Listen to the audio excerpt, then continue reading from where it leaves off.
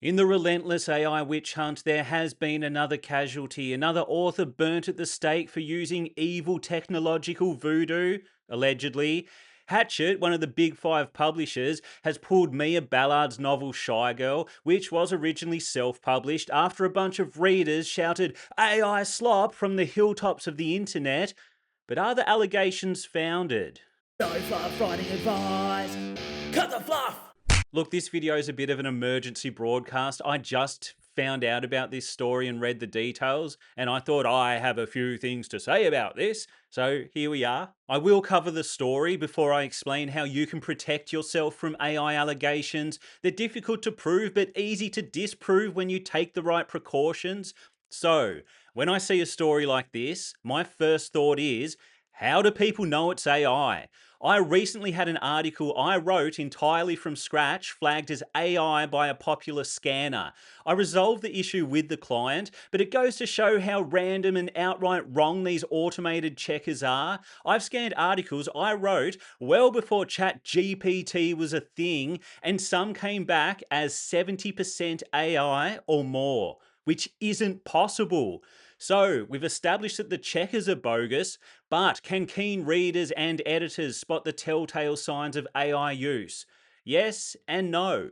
When it's blatant, yes. When it's more subtle, maybe not. Look, I've worked on manuscripts where there's no doubt in my mind AI was used. I mean, some of it's only a step above having the actual prompt included in the text. So, how obvious is the alleged AI use in Shy Girl? From what readers have said, it's pretty blatant. And to confirm their suspicions, Ballard herself has admitted that the person who edited her book for self publication did use AI tools. Case closed. Next point, what sort of legit editor uses AI to do the editing? How extensively was AI used? It must have been pretty heavy to set off such a scandal. According to the original New York Times article, readers complained about repetition, yes, that's a big one, and weird or generic metaphors. Some just said the book sucks. Look, sucking isn't a sign of AI use on its own. Books have sucked well before AI was even a thing. But if the allegations of the book sucking are true, that's a whole other problem, which I do want to get into. Apparently, Ballard is pursuing legal action, I assume, against the editor. If her case is successful and the editor is proven to be at fault, then that could lead to her exoneration. If she did just mess up and hire a sketchy editor, she deserves a second chance. But maybe write a good book this time?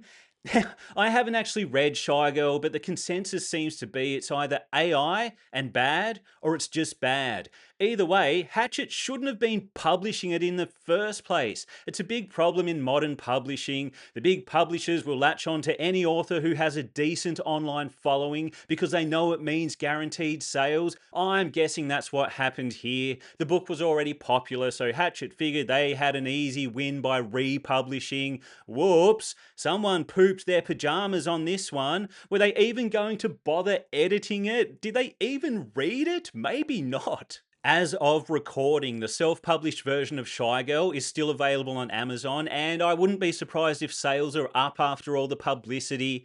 So here we have a clear-cut case of AI usage. Clear? Why? Because the author admitted the editor got up to a bit of techno mischief. Can we start calling it that now? Just techno mischief? Makes it a little more fun, I think. Anyway, without that admission, in my opinion, you'd need some diamond solid proof before you screamed AI slop at any author. The problem is, unless it's an obvious case of AI usage or the author does admit to I was going to say crime.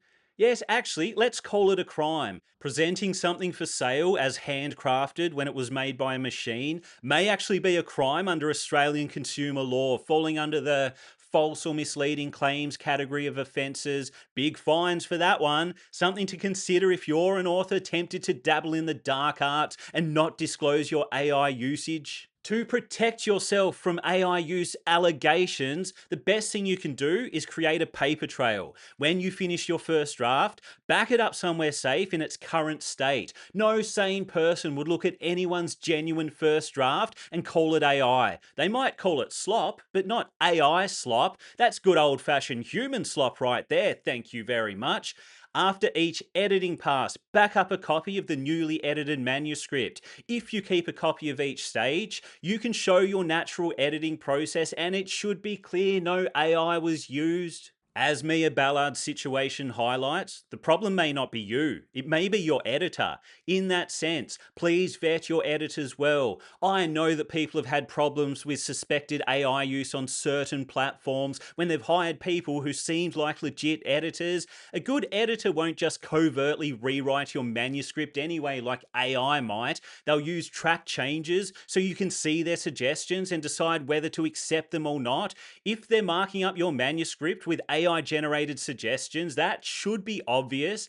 And if they're refusing to use markup or explain their suggestions, at best it's unprofessional, at worst it's someone trying to get away with using AI, essentially a scam. In my opinion, my strong opinion, the AI witch hunt needs to stop. For every clear case like this one, there are countless false accusations. I see them all the time. It's exhausting to witness, even more exhausting to be on the receiving end. People have accused me of being AI generated. And I say I'm not, but if I was AI, would I even know? If you enjoyed this video, hit subscribe. If you didn't enjoy this video, hit subscribe anyway, and hate watch my content. That's always fun.